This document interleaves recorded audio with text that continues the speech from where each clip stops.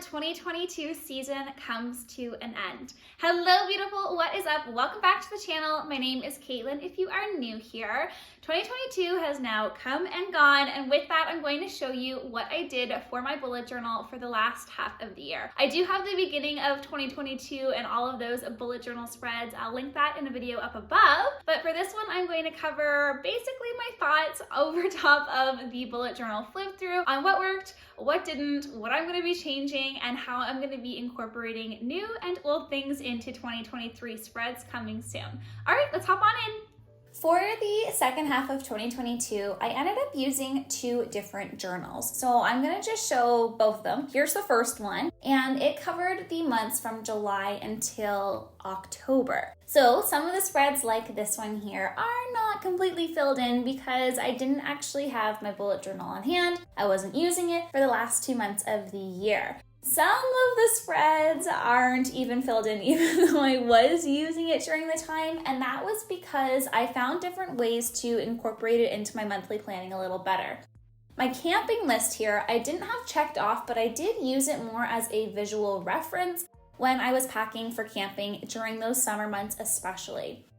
July was the month that I ended up using acrylic paints to create this daisy design. If you ended up watching that video, you will note how long it took me to do those dots. I chatted a little bit about it. But one thing that I did in July is switch up some of my planning layouts like this goals to really focus in on what my goal is and then some action steps to get that accomplished just a little bit better.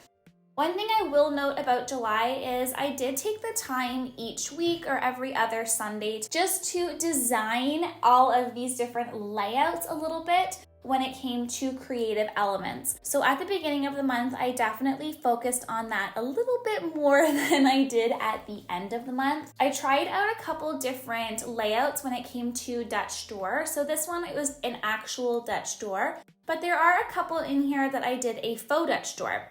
So for that, all I had to do was fold the page either left or underneath when it came to planning so I could still see that sidebar when it came to my tasks or overview of the week.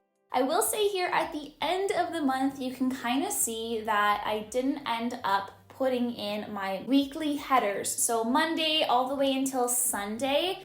Instead, I just colored in the green boxes using my paint. And again, I did that all at the beginning of the week. I'm not really sure why I didn't do the headings for it, but I focused a lot more on the content of planning underneath these headers in comparison to actually writing the headers out. That leads into the month of August, and I ended up doing a whimsical jellyfish watercolor theme. I really loved this theme. It was a lot of color. I generally don't use bold colors like reds, pinks, and purples in my journal. One thing that I did use this month is a habit tracker incorporated into my monthly layout. I tried this out, and you know how I am with filling things out that don't necessarily be in front of my face, so it wasn't beneficial for me after the first week. I'm gonna need to figure out a way to plan out that a little bit better because I do want to track my habits in some way. For this month's theme, I really loved how easy it was to paint the jellyfish and all of these little headers. Because they were so whimsical, I just had to mix up the color that I wanted and squiggle on a bunch of lines when it came to the paint. And I absolutely loved how this turned out, especially using the gold metallic watercolors.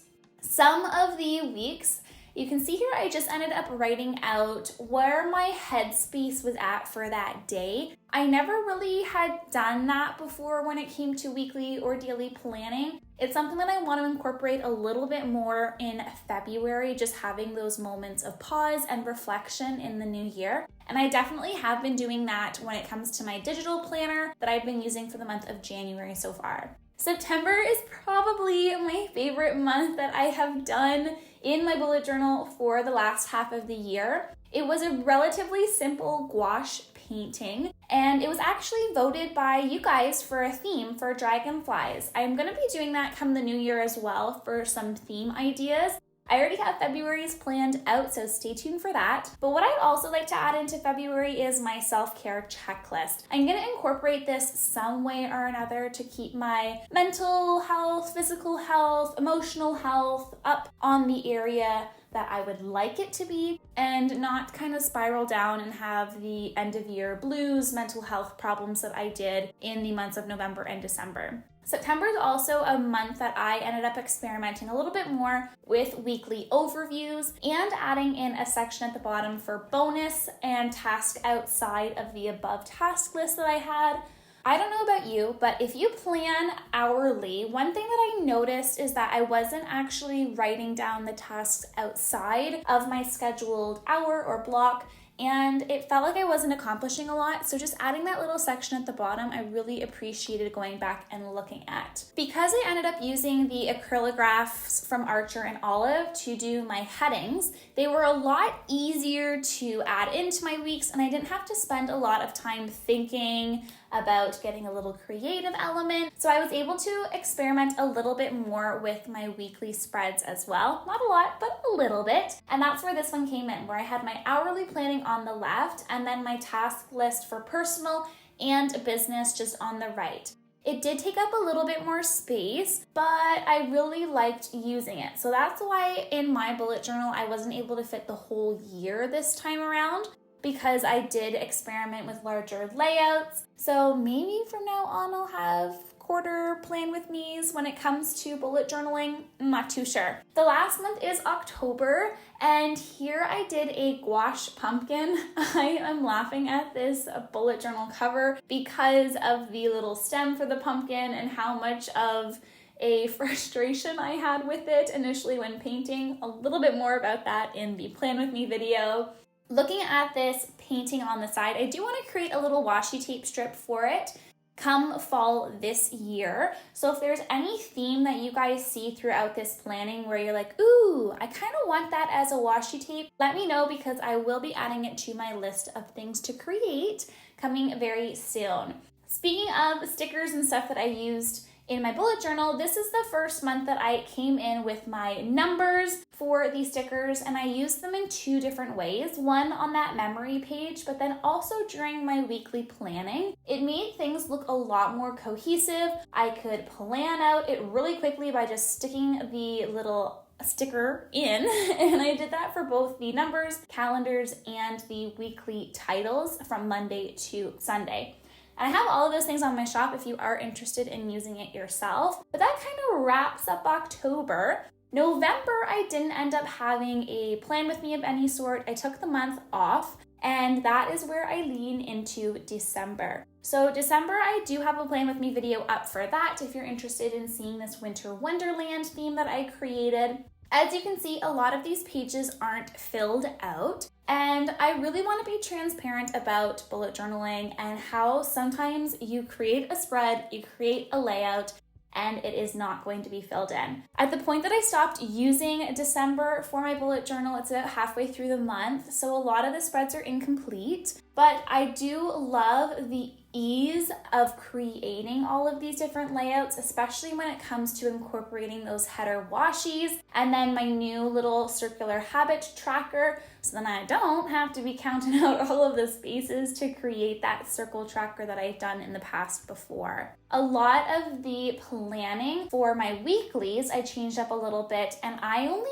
ended up planning out one day at a time and using up the sections that I needed. This stopped me from wasting space in my bullet journal and not feeling stressed, really, that I was going over the space that I had already pre-laid out. December, I do have a lot of business info in here as well, business planning, and I think I'm going to be doing some social media spread layouts for people who are business entrepreneurs in the digital field as well, so stay tuned for that. I think that might come in February or March, but that's all about it for the flip through. Well, that is it. I hope that you enjoyed the video. Make sure to comment your favorite bullet journal spread down below. I'll be interested to see what theme you liked using, because I'm probably going to be going back and creating more stickers for these different themes that you can then incorporate into your bullet journal to make things just a little bit easier. All right, I'll see you in another video. Bye!